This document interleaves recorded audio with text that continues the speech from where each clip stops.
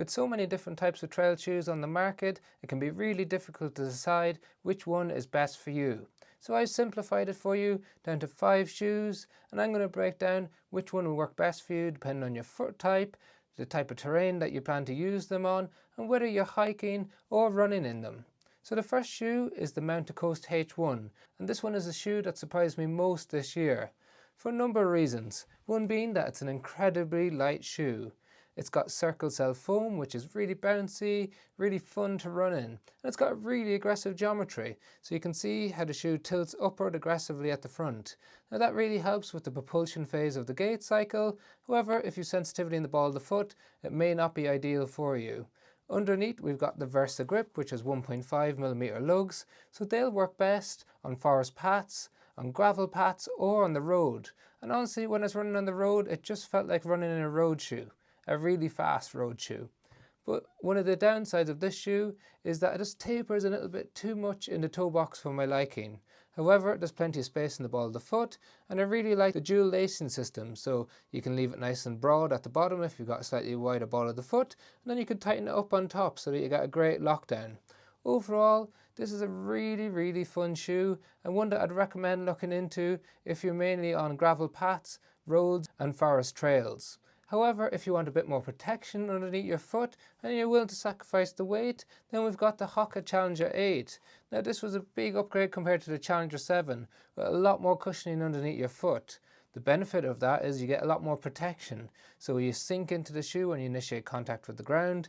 The extra padding under the forefoot makes it a lot stiffer, gives you a lot of protection under there as well. And it's built for spending long periods of time on your feet, whether you're hiking or running.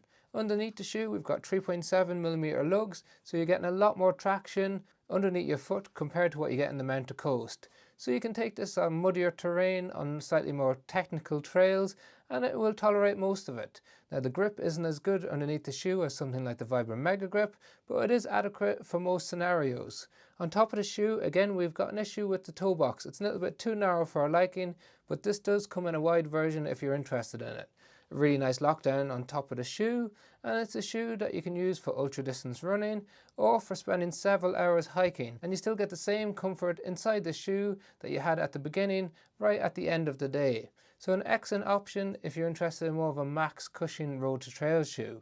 Next up, we have a new model that came into the Brooks range, and that's the Brooks Ghost Trail. So if you're familiar with the Ghost series in the road running range, you know that it was a very reliable and steady shoe.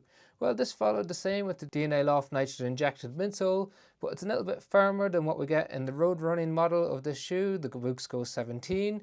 So it gives you a little bit of extra protection, especially if you're on gravel paths or you hit any sharp stones, and it's a little bit more rigid than what we get in the road model as well. It has 3mm lugs underneath the shoe and Brooks' signature Trail Tack outsole rubber grip. So it's a really sticky grip, really good on wet rocks, wet gravel, plenty of traction underneath your foot. It's got a relatively broad base, and they've got a classic universal fit that we see in Brooks models that fits most feet in terms of normal width. It does come in a wide version for those of you who need it. Got a nice rigid heel counter to add extra elements of support for those of you who need a little bit of extra pronation control. So this is an excellent all-rounder in terms of road to trail. You can run on the roads, gravel paths, and it can handle some moderately technical terrain. It's lighter than what we get in the HOKA Challenger 8, but a little bit heavier than what we have in the Mount to Coast. Now if you're someone who needs a slightly wider toe box, well then the Nike ACG Pegasus Trail came out with a really excellent version this year. If we look on top of the shoe, first of all, we've got loads of space in their toe box, but we also have a great lockdown in the midfoot and in the heel. The only downside is the volume's a little bit low, so if you have a larger foot, you may find that you get a little bit of rubbing on top of the shoe.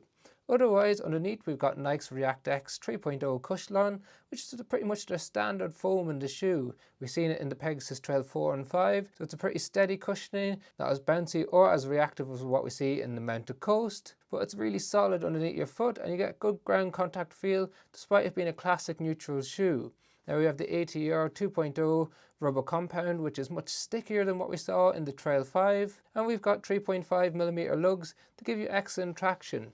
Now I took this out in some technical terrain and it really done well, gave me lots of confidence underneath my foot. It struggled a little bit in deep mud, but I could tuck it on the road, on gravel paths, and it covered all of those terrains without any issues. So if you're looking for a solid hiking and easy running option that can cover some muddier terrain or some more technical terrain, look no further than the ACG Pegasus Trail. Then finally, we've got the On Cloudvista Waterproof version. So if you're running in wet forest paths or boggy areas, this is going to keep you completely waterproof on your foot. Underneath your foot, you've got the helium cushioning, which is surprisingly firm. So you might look at the Cloud Tech pods and think this is going to be a really bouncy shoe, but actually it really gives you that firmness straight away when you apply pressure to it. So you get a really good ground contact feel, similar to what you get in the Nike, but it's actually a little bit firmer underfoot. That results in a really stiff feel. And then underneath the shoe, we've got 3mm L-shaped lugs. So they give tremendous traction whether you're changing direction, going downhill. And like most On shoes, one of the best features is the upper on top. So you've got a very durable upper, you've got an excellent fit in the toe box, and the lockdown is so much better than what we saw on the On Cloudvista. So changing direction, lateral movements, it really keeps you locked into the center of the shoe. So those of you who need extra elements of stability, the On Cloud gives you tremendous non-invasive stability despite being a classic neutral shoe. This can tolerate an orthotic well. Also, the Nike can do it as well, and the Brooks Ghost Trail if you're someone that needs that requirements. So overall, we've got 5 contrasting shoes. The Mountain Coast is an excellent lightweight, fun road to gravel shoe. The HOKA Challenger 8 is a max cushion shoe for hiking and for running. The Brooks Ghost Trail is a hybrid shoe that was originally built off the Brooks Ghost road running set, but does a tremendous job going off path as well. The Nike ACG Pegasus Trail gives you great grip underfoot, a nice wide toe box, and greater traction on those wetter surfaces. And the On Cloudvista 2 gives you waterproof, good traction underfoot, and an excellent lockdown in the upper. But let me know your thoughts on the 5 shoes. There's links to them in the description if you want to check out the latest prices. And if you're new to the channel, please consider subscribing, as it's a single thing that you can do for free that makes the biggest difference to the channel.